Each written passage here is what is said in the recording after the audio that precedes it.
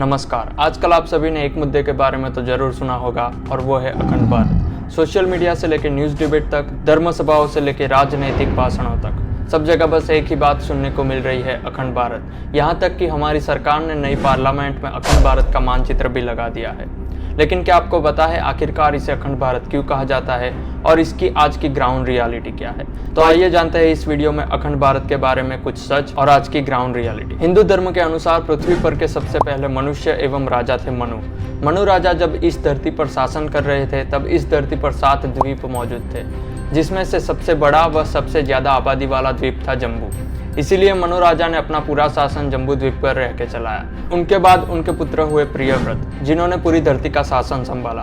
प्रियव्रत के 7 पुत्र थे, इसलिए प्रियव्रत ने 7 द्वीपों को अपने 7 पुत्रों में बांटा, जिसमें से सबसे बड़े थे आग्नेत्र। आग्नेत्र के हिस्से में जम्बू द्वीप आया, जो कि सबसे बड़ा व सबसे ज्यादा आबादी वाला था। आग्नेत्र ने अपना शासन जम्बू द्वीप में चलाया और उनके हुए 9 पुत्र। 9 में से सबसे बड़े पुत्र थे नाभि। नाभि के हिस्से में हिमवर्ष का भूभाग आया। नाभि ने हिमवर्ष के भूभाग पर अपना शासन चलाया, जिसके बाद उनके पुत्र हुए ऋषभदेव। ऋषभदेव ने भी अपना शासन हिमवर्ष के भूभाग पे चलाया। उनके बाद उनके 100 पुत्र हुए। 100 में से सबसे बड़े व गुणवान थे भरत।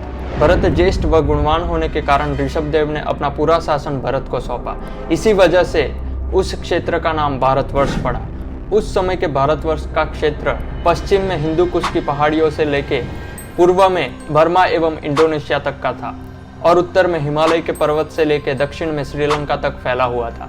यह 16 जनपदों एवं 9000 योजन के क्षेत्र को सभी लोग भारतवर्ष के नाम से जानते थे। भारतवर्ष बनने के बाद उस समय से लेके आज तक इस पर कई आक्रमण होते रहे, इस पर कई युद्ध हुए और यह खंड खंड होता चला गया।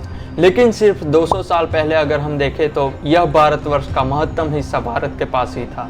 1875 से 1971 तक इस भारत के 10 से ज्यादा खंड हुए। रूस एवं ब्रिटिशर्स के बीच में गंडामक नाम की एक संधि हुई, जिसके दौरान अफगानिस्तान भारत से अलग हुआ। इसके बाद 1904 में नेपाल हमसे अलग हुआ, 1906 में भूटान हमसे अलग हुआ, 1907 में तिब्बत हमसे अलग हुआ। वैसे ही 1935 में श्रीलंका भारत से अलग हुआ, 1937 में म्यांमार यानी कि बर्मा हमसे अलग हुआ और जैसे कि आप सभी जानते हैं 1947 में पाकिस्तान और भारत का विभाजन हुआ। यह बात यहाँ तक ही नहीं रुकी। 1971 यानी कि लगभग 50 साल पहले ही बांग्लादेश भारत से अलग हुआ। ऐसे ही हिंदू पहले समग्र जम्बू द्वीप पर शासन करता था, उसके बाद वह भारतवर्ष पर शासन करने लगा।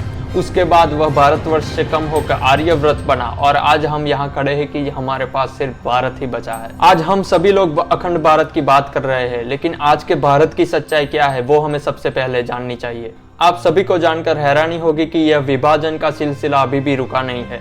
आज के बचे हुए भारत में भी हिंदू अभी तक सुरक्षित नहीं है। हम लोग अखंड भारत की बात कर रहे हैं, लेकिन हम आज के भारत को ही नहीं बचा पा रहे हैं। तो सबसे पहले हमें इस पर सोचना चाहिए। 1971 में आखिरी विभाजन होने के बाद भी आज हम अखंड भारत की बात करने वाले हिंदू अपने ही भारत में उत्पीड़ित हो रहा है। 1990 में कश्मीर से भागा, उसके बाद असम से भागा, उसके बाद पश्चिम बंगाल से और अभी रिसेंट हिस्ट्री में हमने मणिपुर भी देखा। अखंड भारत एक सपना ही नहीं बल्कि प्रण जरूर है, लेकिन उससे पहले आज के भारत में उत्पीड़ित हो रहे हिंदुओं के बारे में हमें सबसे पहले सोचना चाहिए। आइए देखते हैं 2011 के कुछ सेंसस के फैक्ट्स को। अगर 2001 और 2011 के सेंसस फैक्ट्स को कंपेयर किया जाए तो उसमें पता चलता है कि उस 10 साल के दौरान पूरे भारत में सिर्फ 2 ही राज्य ऐसे थे जिसमें हिंदू की पॉपुलेशन बढ़ी है। बाकी के सभी राज्यों में हिंदू पॉपुलेशन घटी है, जिसमें से सबसे पहला है अरुणाचल प्रदेश। अरुणाचल प्रदेश में हिंदू पॉपुलेशन 5.6% से कम हुई है।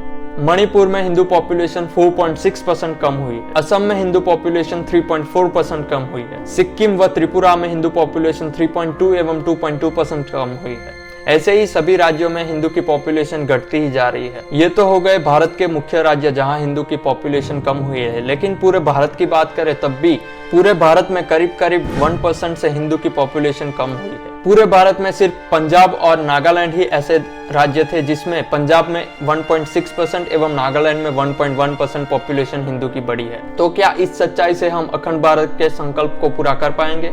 इस विषय पर आपकी राय क्या है इस वीडियो में कमेंट करके जरूर बताइएगा और इस वीडियो को ज्यादा से ज्यादा शेयर करें ताकि हर एक हिंदू भाई बहन तक यह सच्चाई पहुंचे। जय हिंद।